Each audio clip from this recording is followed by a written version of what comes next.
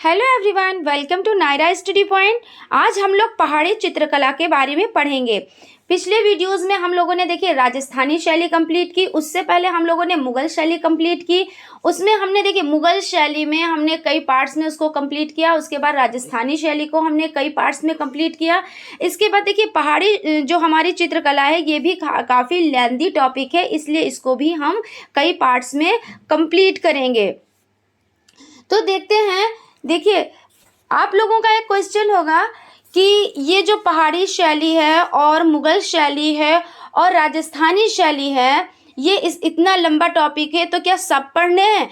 तो ये जो है ये आपके देखिए UP, TGT, PGT, KVS, NVS, DSSS, GRF की तैयारी आप लोग कर रहे हैं तो आपके लिए ये टॉपिक्स वेरी इंपॉर्टेंट है। आप लोग इनको ध्यान से देखिएगा और ये आपके एग्ज़ाम में इससे रिलेटेड क्वेश्चंस पूछे जाते हैं।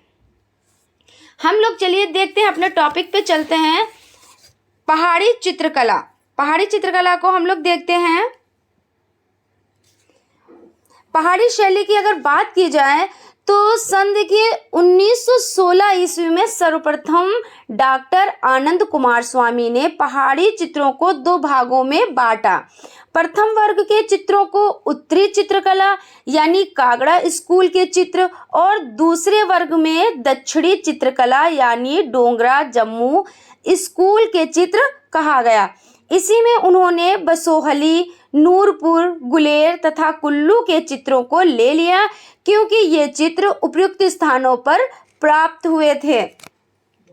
चलिए हम लोग फर्स्ट पॉइंट देख लेते हैं जो हमारा आज के टॉपिक का जो है उसका जो फर्स्ट पॉइंट है वो देखते हैं। प्रारंभ में पहाड़ी शैली को जम्मू कलम कहा जाता था। क्या कहा जाता था?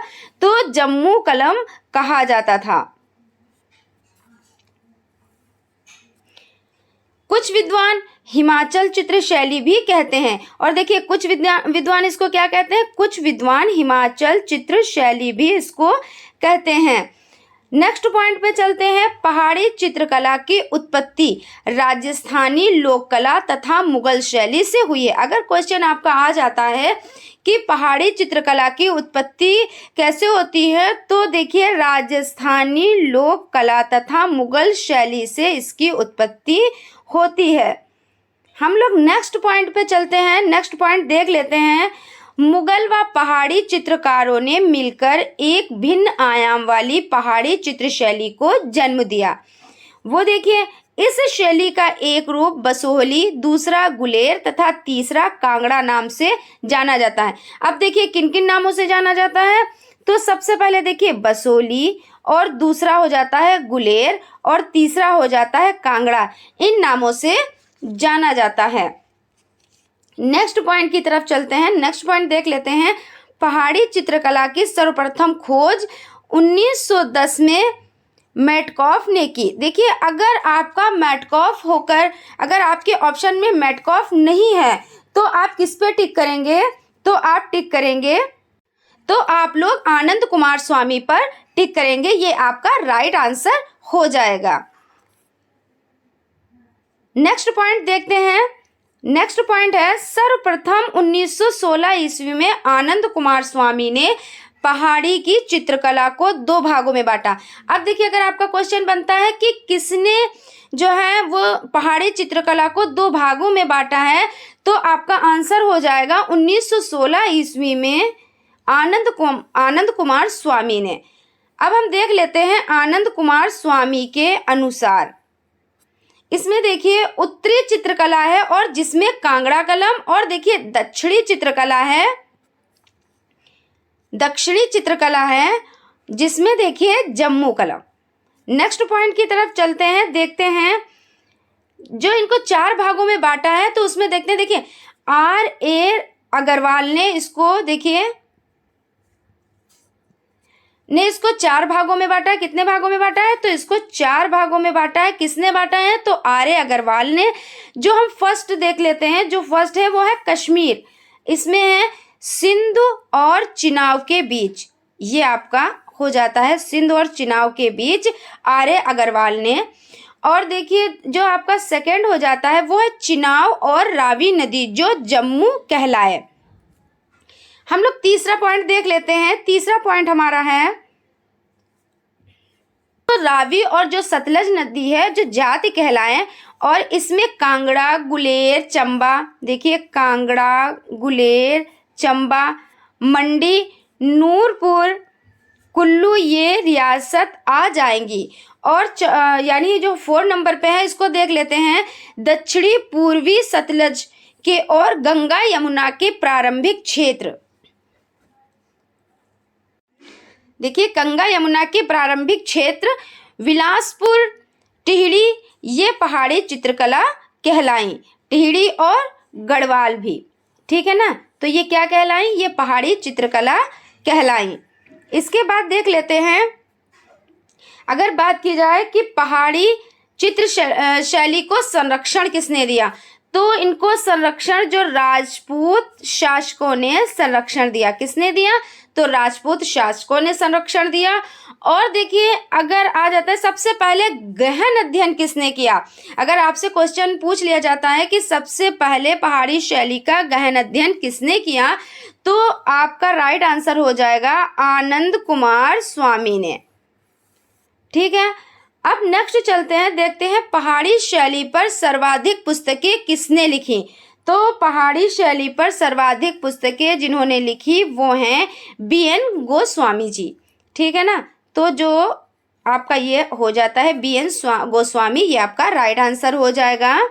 उसके बाद देख लेते हैं, BN गोस्वामी ने पहाड़ी चित्रकला के संबंध में कहा है कि यह चित्रकला मुगल दरबार से भागे कलाकारों के बल पर नहीं बल्कि गुलेरवासी, चितेरा, सेऊ के वंशजों के आधार पर पली बढ़ी। अब देखिए यहाँ पे मुगल शैली का जो नाम आया है, देखिए ये क्यों आया है, हम इसके बारे में थोड़ी सी चर्चा कर लेते हैं। जैसा कि आप लोगों को पता है कि औरंगजेब जो थे मुगल शासक, तो उनको जो है कला से बिल्कुल भी प्रेम नहीं था। तो उनके काल में क्या हुआ, जो चित्रकार थे वो इधर उधर भटकने लगे थे और जो है अपने जीविका चलाने के लिए वो लोग मतलब आकर इधर बस जाते हैं। तो जब ये आते हैं तो ये काफ़ी जो है इन लोगों की जो चित्रकला है वो काफ़ी अच्छी चित्रकला थी। और ये जब यहाँ पे आए तो यहाँ पर बस गए, और ऐसा नहीं है कि यहाँ पे और चित्रकार थे नहीं, यहाँ पे और भी चित्रकार थे, लेकिन शायद उन चित्रकारों से ये लोग बेस्ट थे। तो यहाँ पर इनकी चित्रकारी जो है वो बहुत ज़्यादा फेमस हो गई। इसीलिए कि कहा गया कि ये पहाड़ी चित्रकला के संबंध में कहा गया कि यह चित्रकला मुगल दरबार से भागे कलाकारों के बल पर, मतलब ये नहीं है कि हाँ इन्हीं के बिल्कुल बल पर हुई कि इन्हीं को सिर्फ कला आती थी, ऐसा भी नहीं है। इससे पहले भी, जैसा कि मैंने अभी बताया कि इससे पहले भी जो चित्रकार थे उनका भी श्रेय है, लेकिन इनका भी श्रेय कुछ कम नहीं है। फिर उसके बाद देख लेते हैं पहाड़ी चित्रकला से संबंधित पुस्तकें। ये भी आपकी एग्जाम के पॉइंट ऑफ व्यू से इम्पोर्टेंट है, पुस्तकें आपसे पूछी जाती हैं, तो आप लोग इसको अच्छे से याद करिएगा। ये चीज़ तो आपको याद ही करनी पड़ेगी कि कौन सी पुस्तक किसकी है, ठीक है ना। तो जो फर्स्ट देखते हैं राजपूत पेंटिंग, ये 1960 में कब बनी, तो 1916 में। और किसके सम, तो किसने इसको लिखा, तो आनंद कुमार स्वामी के अनुसार, यानी आनंद कुमार स्वामी के द्वारा।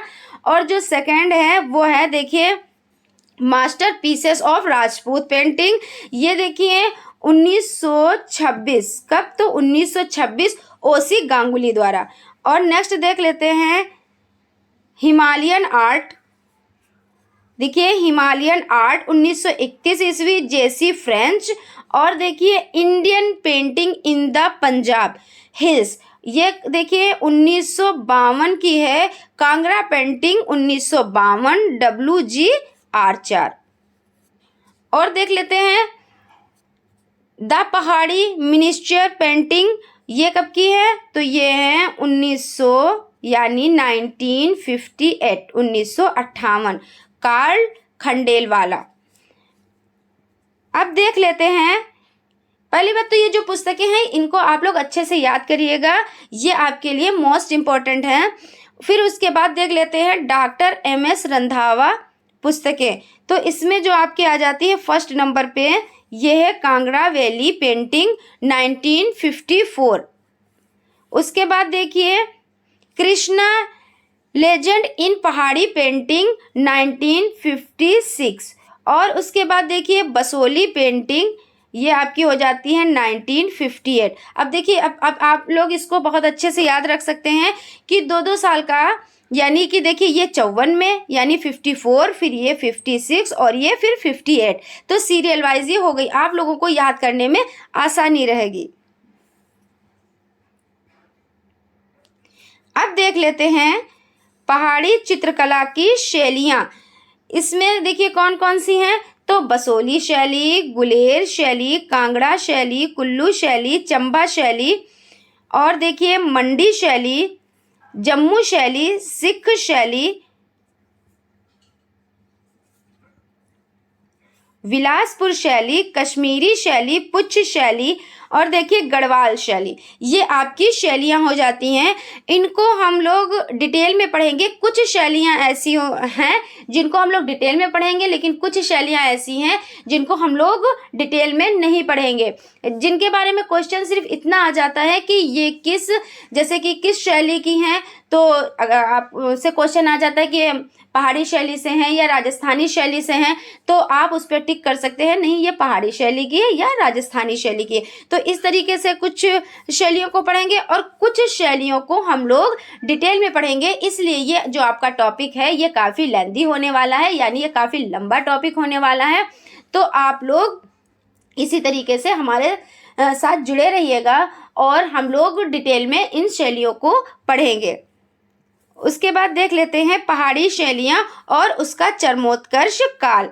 तो देखिए पहाड़ी शैली और उसका चरमोत्कर्ष काल और शासक। तो इसमें जो बसोली शैली है वो देखिए वो किसके काल की चरमोत्कर्ष काल, तो कृपाल पाल। और गुलेर शैली तो गोवर्धन चंद। और उसके बाद चंबा शैली जो है वो उमेश सिंह, और कुल्लू शैली जो है वो प्रीतम सिंह, और जो कांगड़ा शैली है वो है संसार चंद, और जो जम्मू शैली है वो रणजीत सिंह। हम लोग इसको देखिए डिटेल में पढ़ेंगे। आज यहीं तक फ्रेंड्स। हमारे चैनल को लाइक कीजिए, सब्सक्राइब कीजिए और बेल आइकन को ज़रूर दबा दीजिए, जिससे आने वाली वीडियोस आप तक पहुंच सकें। Thank you.